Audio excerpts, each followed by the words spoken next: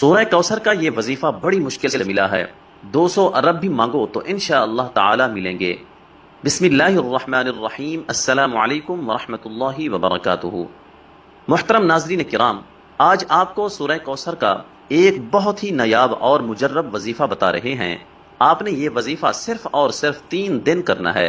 صرف 3 دنوں کے اندر اندر آپ کی جو بھی بڑی سے بڑی حاجت ہوگی، جس بھی مقصد کے لیے آپ اس وظیفے کو پڑھو گے، آپ کا وہ مقصد انشاءاللہ 3 دنوں کے اندر اندر پورا ہو جائے گا۔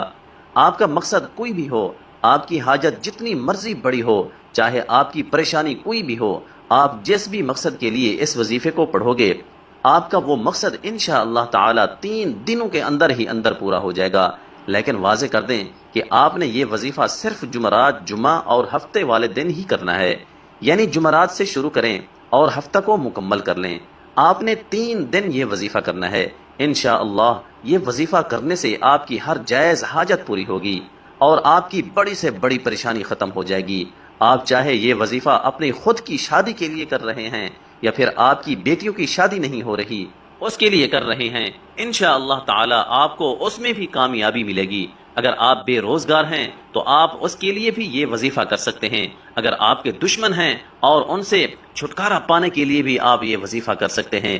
اگر کسی سے محبت کرتے ہیں اور اس سے شادی ہی کرنا چاہتے ہیں اور اس کے دل میں آپ اپنی محبت پیدا کرنا چاہتے ہیں تو اس کے لیے بھی آپ یہ وظیفہ کر سکتے ہیں۔ آپ کی کوئی بھی حاجت ہو، کوئی بھی مقصد ہو، آپ اس وظیفے کے ذریعے اپنا مقصد پورا کر سکتے ہیں۔ آپ نے صرف 3 دن اس وظیفے کو کرنا ہے اور انشاءاللہ 3 دن کے اندر ہی اندر آپ کا ہر جائز مقصد پورا ہو جائے گا۔ اس وظیفے کو شروع کرنے سے پہلے درود شریف لازمی پڑھیں۔ درود شریف آپ ہمیشہ ہی ابراہیمی درود شریف پڑھا کریں۔ آپ نے وظیفہ کس طرح کرنا ہے؟ آپ نے سورہ کوثر پڑھنی ہے۔ تمام مسلمان اچھی طرح جانتے ہیں کہ سورہ کوثر قرآن پاک کی سب سے چھوٹی سورت ہے۔ اس کی 3 آیتیں ہیں اور یہ قرآن پاک کے 30ویں پارے میں ہے۔ آپ کی کوئی بھی حاجت ہے، کوئی بھی مقصد ہے، لیکن شرط یہ ہے کہ وہ مقصد صرف جائز ہی ہونا چاہیے۔ اس کو ذہن میں رکھ کر آپ نے یہ وظیفہ کرنا ہے۔ وظیفہ کرتے وقت پورا دھیان آپ کا وظیفے پر ہی ہونا چاہیے، دل میں کوئی بھی وسوسہ نہ آئے۔ انشاءاللہ اس وظیفے کو کرنے کے بعد آپ کی اللہ سے مانگی ہر دعا قبول ہوگی۔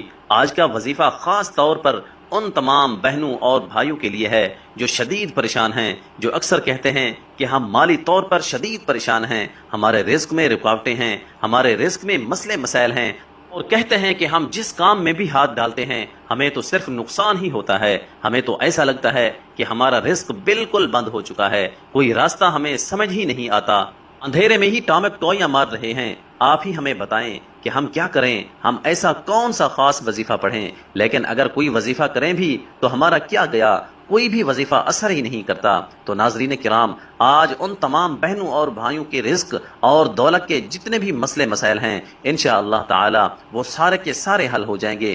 اور انشاءاللہ جو لوگ قرضوں میں ڈوبے ہوئے ہیں، جن لوگوں کا بال بال قرضوں میں جکڑا ہوا ہے، ان کا قرض بھی اتر جائے گا کہ انہیں خبر بھی نہیں ہوگی۔ اور جو بندہ نوکری کے لیے شدید پریشان ہے، رزق کے جتنے بھی مسائل ہیں، ان سب مسائل کے لیے آپ کو اس مسئلے کو ذہن میں رکھتے ہوئے یہ وظیفہ کرنا ہے۔ یہ وظیفہ آپ کسی بھی وقت اور کسی بھی جگہ پر کر سکتے ہیں۔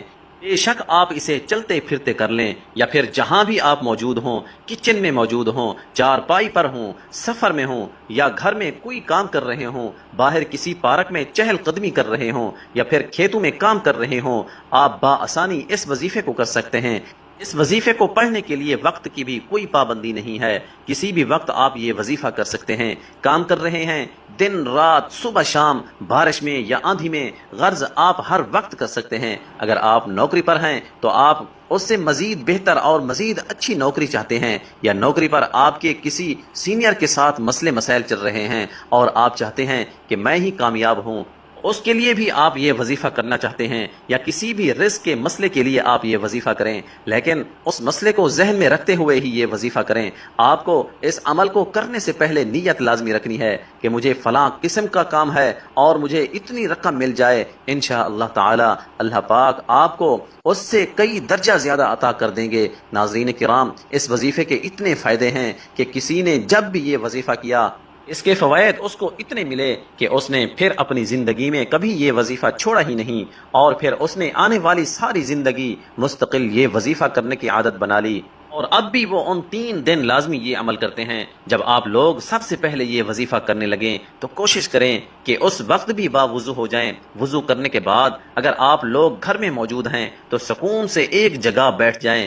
کبھی بھی جلد بازی میں آپ لوگ کوئی بھی عمل یا وظیفہ بالکل بھی نہ کرنا، بلکہ مکمل سکون اور اطمینان سے آپ لوگ کہیں بیٹھ جائیں۔ سب سے پہلے 7 مرتبہ درود پاک پڑھ لیں، لیکن یاد رکھیں کہ درود شریف آپ ہمیشہ ابراہیمی درود ہی پڑھا کریں، اور درود ابراہیمی تو دنیا کے ہر مسلمان کو آنا چاہیے، کیونکہ درود ابراہیمی کے بغیر تو نماز بھی اللہ تعالیٰ کی بارگاہ میں قبول نہیں ہوتی۔ آپ سب ایک مرتبہ میرے ساتھ بھی درود ابراہیمی پڑھ لیں۔ اللہم صلی علی محمد وعلی آل محمد کما صلیت علی ابراہیم وعلی آل ابراہیم انک حمید مجید۔ اللہم بارک علی محمد وعلی آل محمد کما بارکت علی ابراہیم وعلی آل ابراہیم انک حمید مجید۔ جب 7 مرتبہ آپ درود ابراہیمی پڑھ لیں تو آپ سورہ کوثر کو 21 مرتبہ پڑھ لیجئے۔ انا اعطیناک الکوثر فصل لربک وانحر ان شانئک هو الابتر۔ ناظرین کرام، جب سورہ کوثر کو آپ لوگ 21 مرتبہ پڑھ لیں، اس کے بعد آپ کو 21 مرتبہ یا اللہ یا رحمان یا اللہ یا رحمان کا آپ لوگوں کو ذکر کرنا ہے۔ پھر اس کے بعد آپ کو دوبارہ سے 21 مرتبہ سورۃ کوثر پڑھیں، پھر 100 مرتبہ استغفر اللہ پڑھیں۔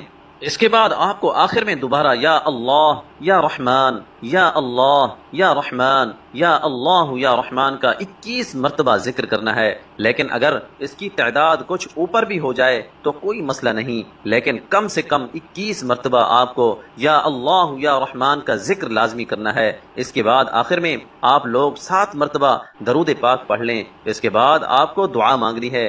عمل جب شروع کریں تو آپ کو اپنے دل و دماغ میں اپنی حاجت یا مراد یا پھر کوئی مشکل کام وغیرہ رکھنا ہے جس مقصد کے لیے آپ یہ عمل کر رہے ہیں، اور اس کے بعد آخر میں آپ لوگ دعا ضرور مانگیے گا اپنی تمام پریشانیوں کے لیے، حاجتوں کے لیے، دکھ تکلیف کے لیے۔ اللہ پاک سے رو رو کر گڑ گڑا کر آپ کو دعا ضرور مانگنی ہے۔ انشاءاللہ تعالی اللہ پاک آپ پر بھی ضرور کرم فرمائیں گے۔ لیکن ناظرین کرام، صدقہ لازمی دیا کریں۔ صدقے سے مراد ایسے محتاجوں اور ضعیفوں کو جن کی کہ کوئی کمائی نہ ہو اور نہ ہی جن کا کوئی کمانے والا ہو۔ صدقہ کے لیے بہترین یہ ہے کہ آپ اپنے قریبی ارد گرد کے ہمسایوں پر نظر دوڑائیں، تو آپ کو کئی گھرانے ایسے نظر آئیں گے کہ جن کے پاس کچھ بھی نہیں ہے، لیکن وہ پھر بھی کسی دوسرے کے آگے ہاتھ نہیں پھیلاتے۔ انہیں اپنا فالتو سامان یا مال روپیہ اس نیت سے دیں کہ صرف اللہ کی اطاعت ہو اور اس کی مخلوق کا کام بنے۔ بخاری و مسلم کی حدیث میں ہے کہ 7 قسم کے لوگوں کو اللہ تعالیٰ اپنے عرش تلے سایہ دے گا، جس دن اس کے سایہ